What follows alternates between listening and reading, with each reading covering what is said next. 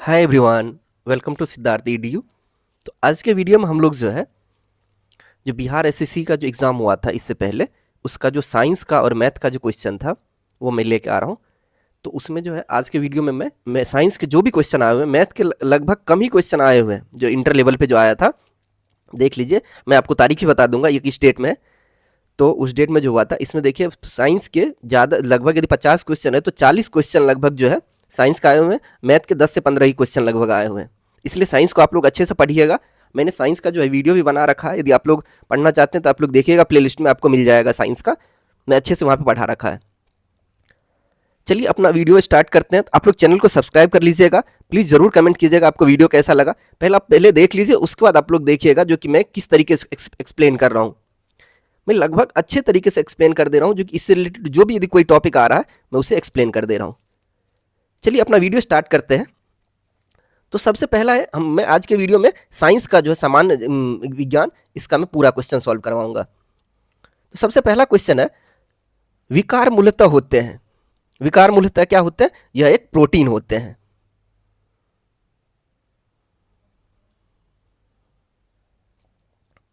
फिर अपना अगला क्वेश्चन है, क्वेश्चन नंबर 52, मायोपिया के रोगी को इसके निवारण के लिए चाहिए होता है।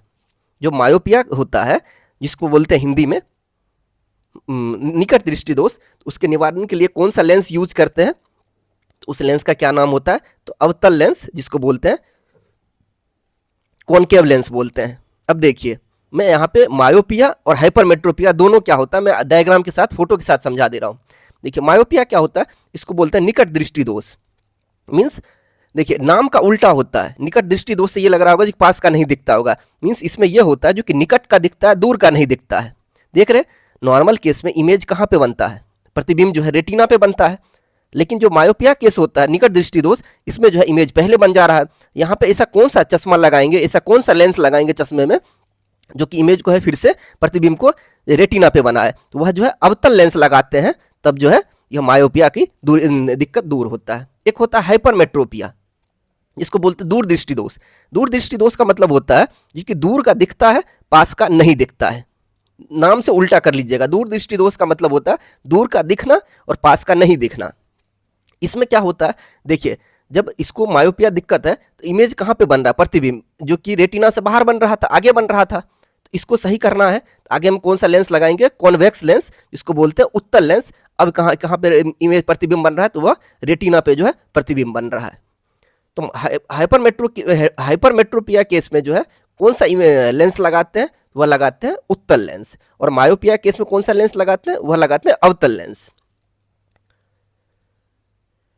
फिर क्वेश्चन नंबर 53 है, सापेक्ष आर्द्रता मापी जाती है, मतलब रिलेटिव ह्यूमिडिटी बोलते हैं। रिलेटिव ह्यूमिडिटी, सापेक्ष आर्द्रता किस चीज से मापते हैं? तो मापते हैं हाइग्रोमीटर से। और हाइड्रोमीटर से क्या मापते हैं? तो आर्द्रता को मापते हैं। दोनों के बीच में अंतर याद कर लीजिएगा। हाइड्रो मीन्स क्या होता है? पानी, जो कि हाइड्रोमीटर से हम लोग जो है आर्द्रता को मापते हैं। और सापेक्ष आर्द्रता रिलेटिव को किस चीज से मापते हैं? सापेक्ष आर्द्रता को, रिलेटिव ह्यूमिडिटी को, तो हाइग्रोमीटर से जो है सापेक्ष आर्द्रता को मापते हैं। फिर आता है लेक्टोमीटर। लेक्टोमीटर से जो हम लोग दूध की शुद्धता को मापते हैं। पोटेंशियोमीटर जो होता है, जो कि वोल्टेज के अंतर को दो बिंदु, जैसे ये है दो बिंदु, दो पॉइंट के बीच जो बीच जो पोटेंशियल डिफरेंस होता है, वोल्टेज को हम लोग मापते हैं। वोल्टेज के अंतर दो बिंदु के बीच में होता है। दो बिंदु के बीच में जो हम लोग वोल्टेज डिफरेंस निकालते हैं, वो किस चीज़ की मदद से निकालते हैं? तो वह पोटेंशियोमीटर की मदद से निकालते हैं। क्वेश्चन नंबर 54 है, किस प्रकाश की तरंग दैर्घ्य सबसे कम होती है?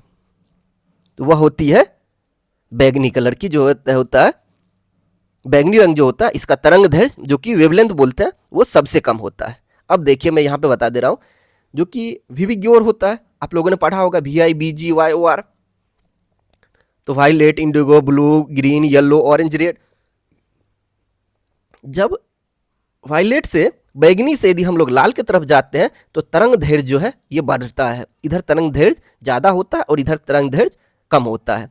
और ये जो विविग्योर होता है, जो विजुअल रेंज, इसका जो कि कितना जो तरंग दैर्घ्य कितने से कितने नैनोमीटर के बीच में होता है? यह होता है 400 से 700 नैनोमीटर के जो विजिबल रेंज जो होता है या कितने रेंज के बीच में होता है, 400 से 700 नैनोमीटर के बीच में होता है।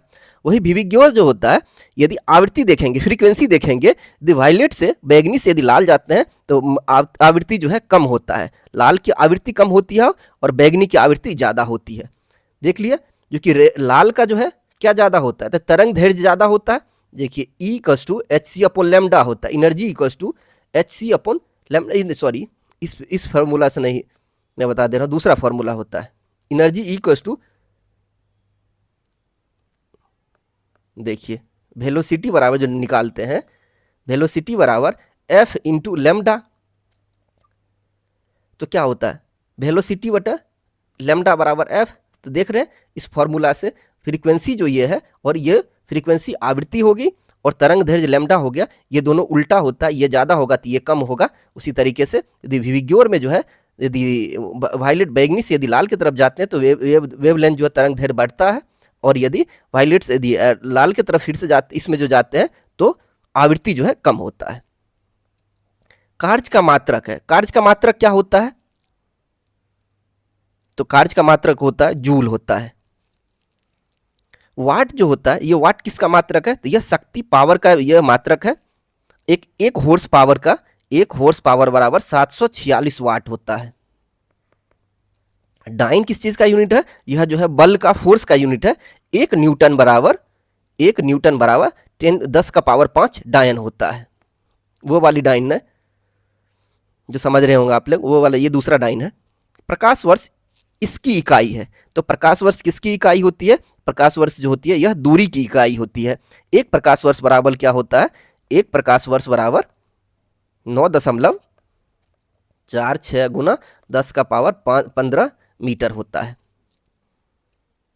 फिर क्वेश्चन नंबर 57 है, कौन से विद्युत चुंबकीय तरंग नहीं है, तो विद्युतीय चुंबकीय तरंग वह कौन सा नहीं है, तो वह है ध्वनि जो है विद्युतीय चुंबकीय तरंग नहीं है। विद्युतीय चुंबकीय तरंग को क्या बोलते हैं, इलेक्ट्रोमैग्नेटिक वेव। इलेक्ट्रोमैग्नेटिक वेव विद्युतीय चुंबकीय तरंग जो होता है, इसको जो है जो मतलब चलने के लिए जो है माध्यम, किसी भी मीडियम की जरूरत नहीं पड़ती है, यह जो वैक्यूम में भी चल सकता है। और ध्वनि जो होता है यह एक यांत्रिक तरंग है, इसको चलने के लिए मीडियम की जरूरत पड़ती है, एक माध्यम की जरूरत पड़ती है। इस दोनों के बीच में यही अंतर आया, इसलिए जो ध्वनि जो होता है विद्युतीय चुंबकीय तरंग नहीं होता है। अब देखिए इलेक्ट्रोमैग्नेटिक स्पेक्ट्रम देखते हैं, इसमें कौन कौन से रंग होते हैं। जो कॉस्मिक रेज होता है, gamma rays, X rays, ultraviolet rays, visible rays, infrared, microwave, radio wave, Hindi में भी यही बोला जाता है। इधर से इधर जो जाते हैं तो वेवलेंथ, तरंग दैर्घ्य जो होता है, तरंग दैर्घ्य बढ़ता है।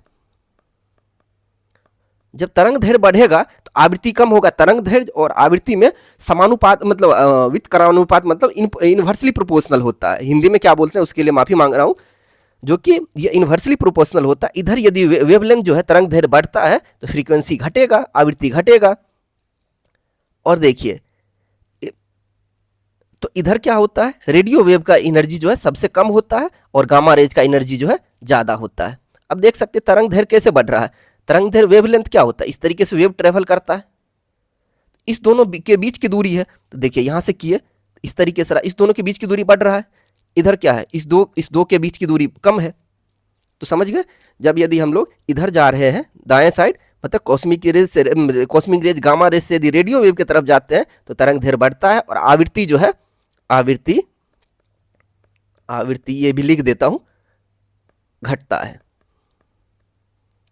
फिर क्वेश्चन नंबर 58 है, प्लांक नियतांक का मान जूल सेकंड में है, तो उसका मान कितना होता है, तो उसका मान होता है 6.6 गुना 10 का power -34, 6.63 into 10 to the power -34 होता है।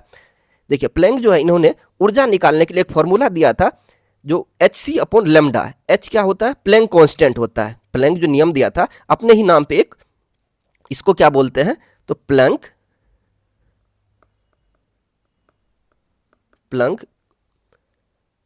कांस्टेंट को क्या हो जाएगा, स्थिर, जो कि प्लैंक स्थिर बोलते हैं। तो इसका मान क्या होता है, 6.6 गुना 6.63 गुना 10 का पावर -34 होता है, इतना जूल सेकंड होता है। और ये Hc अपॉन लेमडा, c क्या है, स्पीड ऑफ लाइट, मतलब प्रकाश की गति, प्रकाश की गति होता है और लैम्डा क्या है, तरंग दैर्घ्य है।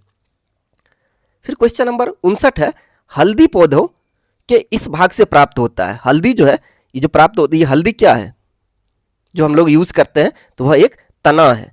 आपको लग रहा होगा जी कि जमीन के अंदर से निकालते हैं वो जड़ होगा, जड़ नहीं, वह एक तना है। आलू क्या होता है, यह भी तना होता है। जो कि शकरकंद क्या होता है, वह जड़ होता है। और क्या बोलते हैं उसे, प्याज हो गया, लहसुन हो गया, वह क्या होता है, पत्ती होता है, पत्ता होता है। क्यूरी ताप का संबंध है, क्यूरी ताप का किस चीज से संबंध है, तो यह चुंबकीयता से संबंध है। जो कि मैग्नेट जो होता है, मैग्नेट को देखते हैं तो चुंबक शक्ति जो होता है चुंबक में, तो जो क्या करता है, जो कि मैग्नेट ये आयरन को अट्रैक्ट कर देता है, मैग्नेट को अट्रैक्ट करता है, तो उसी वो किससे रिलेटेड है, क्यूरी ताप किस चीज से संबंधित है, तो वह चुंबकीयता से संबंधित है। अब देखते हैं क्यूरी तापमान होता क्या है। वह ये तापमान ऐसा तापमान होता है जहां पे जो होता है, जो कि चुंबक जो होता है अपनी शक्ति खो देता है। मतलब जो कि लोहा को यदि चुंबक के पास आप लेके जाते हैं तो क्या होता है, चिपक जाता है।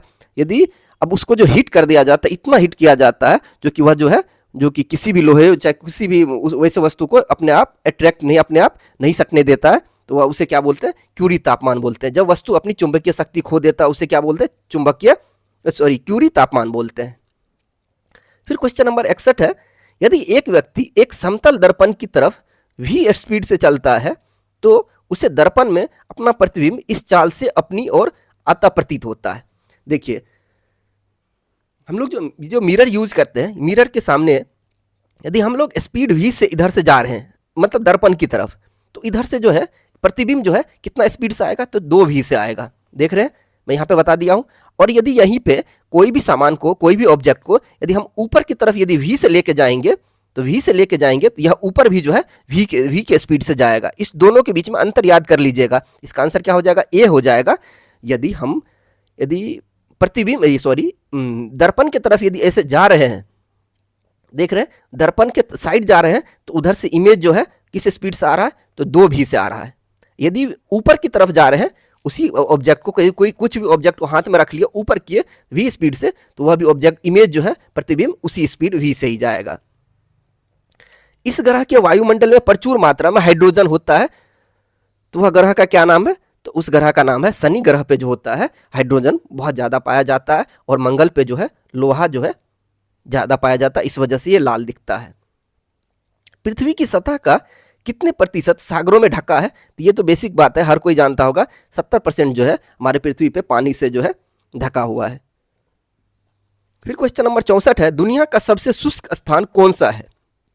तो दुनिया का सबसे शुष्क स्थान कौन सा है, तो वह है डेलाल है। ये सब सीधे जीके का क्वेश्चन में, इसमें एक्सप्लेन करने का कुछ नहीं है। जहां एक्सप्लेन करने का है मैं वहां पे पूरी तरह से एक्सप्लेन कर रहा हूं, आप लोग देख रहे होंगे।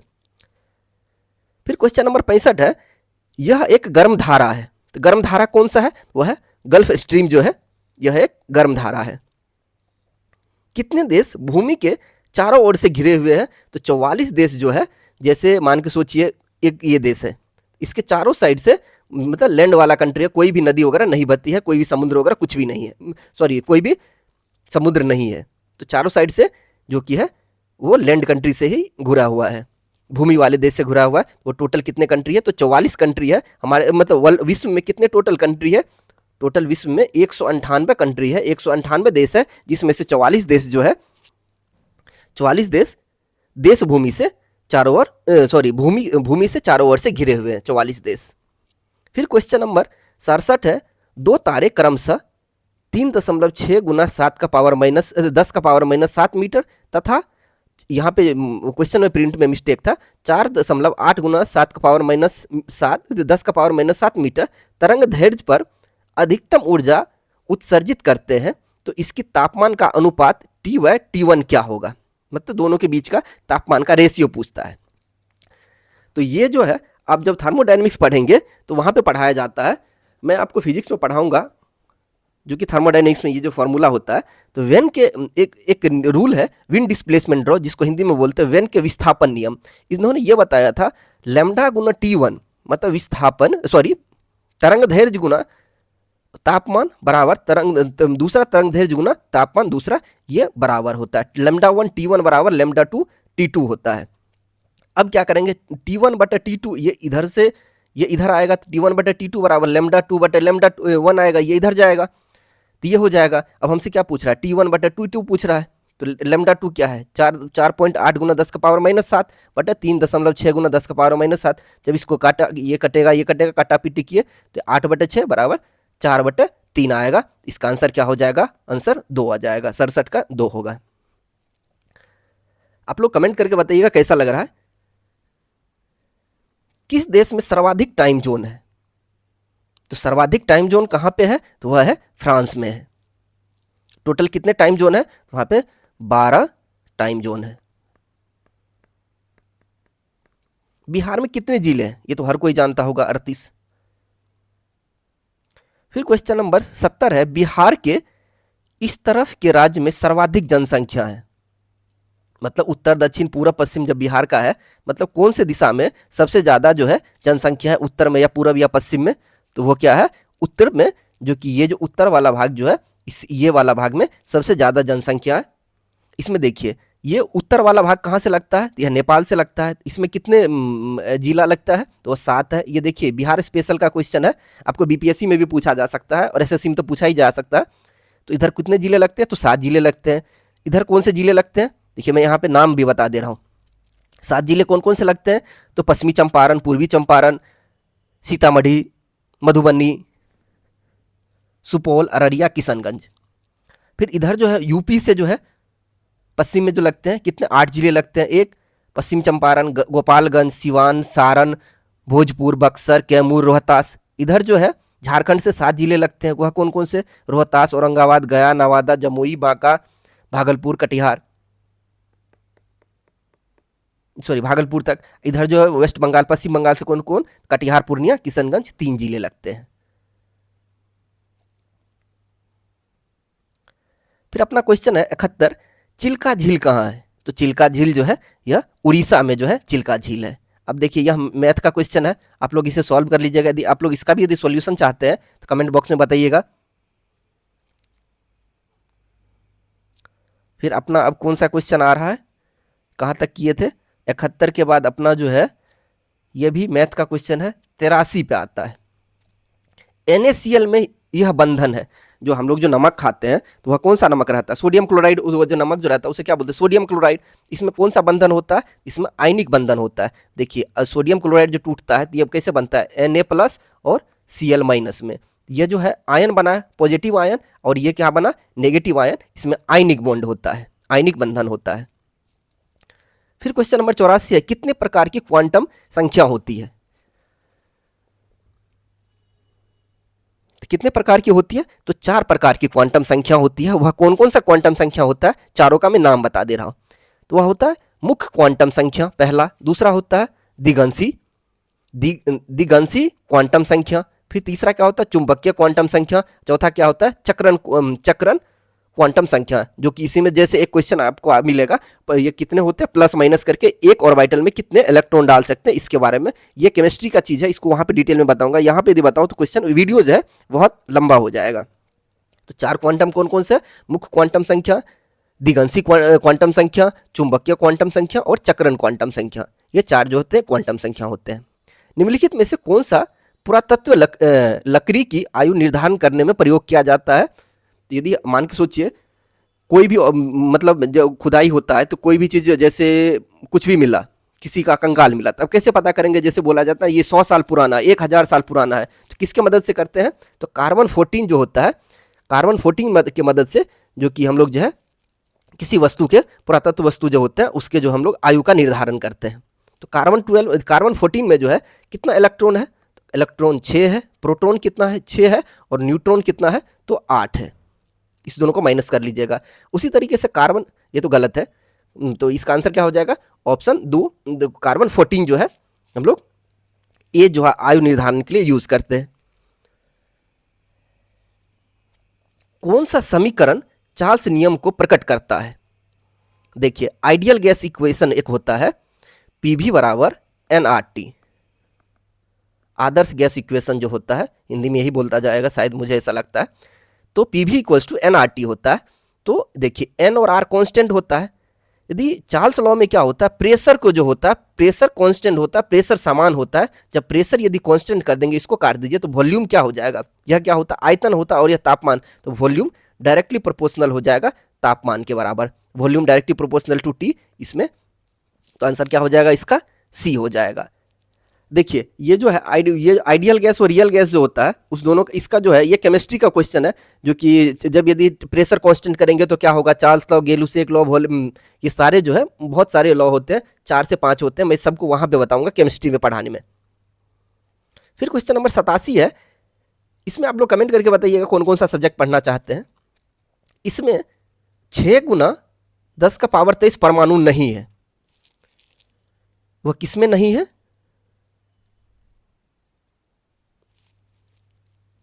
इसका आंसर क्या हो जाएगा, सॉरी यहां पे क्वेश्चन में गलती है, इसमें इतना परमाणु है, ये क्वेश्चन में गलती है। तो इतना परमाणु किसमें होता है, 1 मोल में इतना एटम होते हैं। 1 मोल बराबर, यदि आपसे सीधे क्वेश्चन में ये पूछ दिया जाएगा 1 मोल बराबर कितना एटम, तो 6.02 इंटू 10⁻23 इतना एटम होते हैं।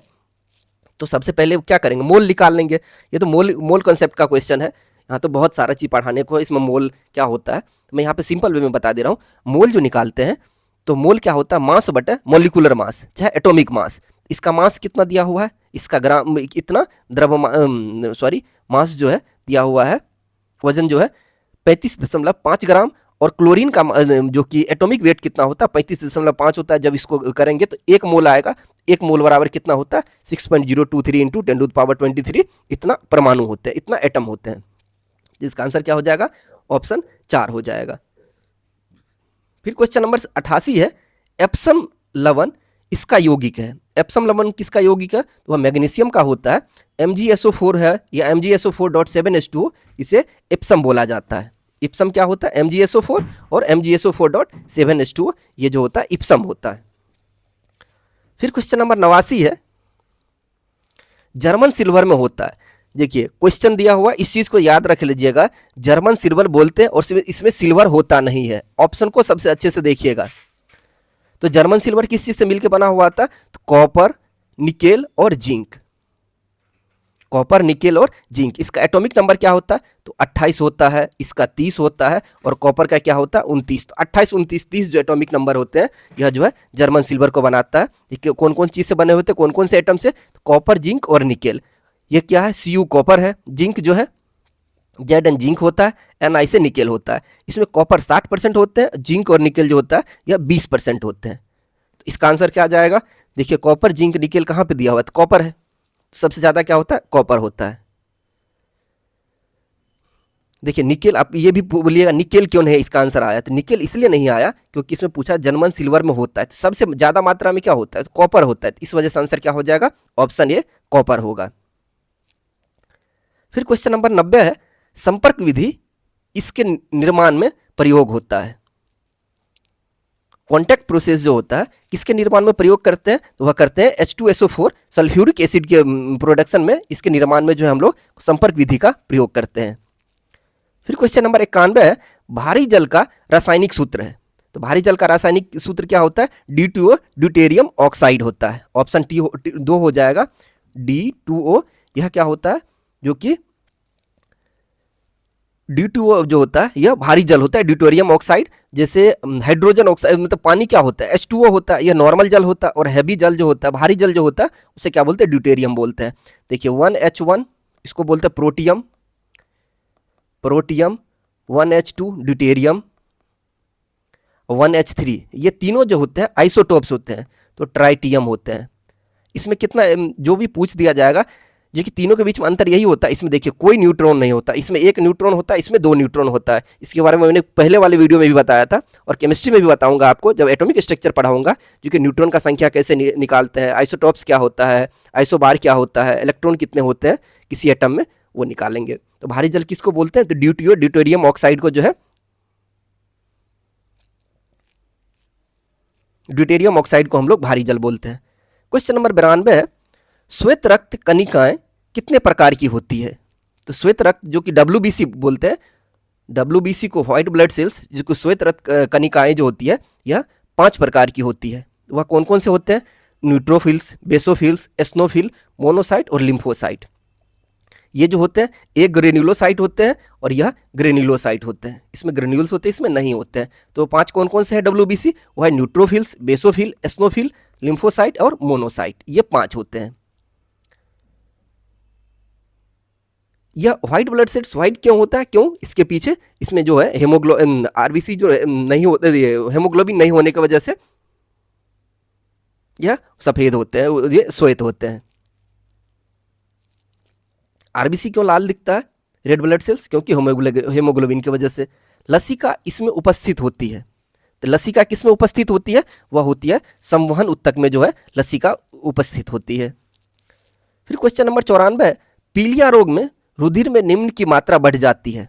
तो पीलिया जॉन्डिस को बोलते हैं। पीलिया जो है जॉन्डिस को बोलते हैं। इस केस में क्या होता है? तो बिलिरुबिन बढ़ जाता है, बिलिरुबिन का लेवल बढ़ जाता है।